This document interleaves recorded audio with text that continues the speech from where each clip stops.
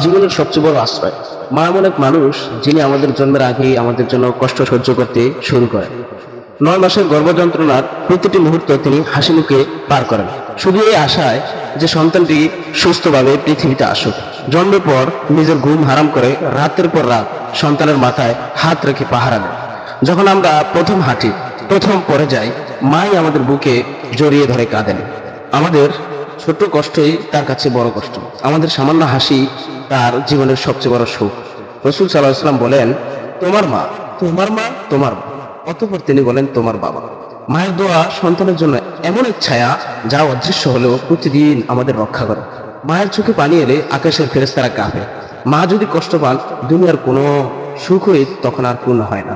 যাদের মা বেঁচে আছেন তাদের জন্য এটি পৃথিবীর সবচেয়ে বড় নিয়ামত। মায়ের পায়ে বসে দোয়া নেওয়া মানেই জান্নাতের দরজায় কড়া নাড়া। আর যাদের মা পৃথিবীতে নেই তাদের জন্য মা এক বিশাল স্মৃতি। মায়ের গন্ধ, মায়ের হাতের স্পর্শ, মায়ের ঢাকে ঘুম থেকে ওঠা, সবই আজ শুধু চোখে পানি এনে দেয়। মা সেই মানুষ যাকে হারালে মনে হয় দুনিয়া থেকে এক টুকরা আলো নিভে গেছে। মা সেই মানুষ যাকে খুশি করলে আল্লাহ খুশি হন।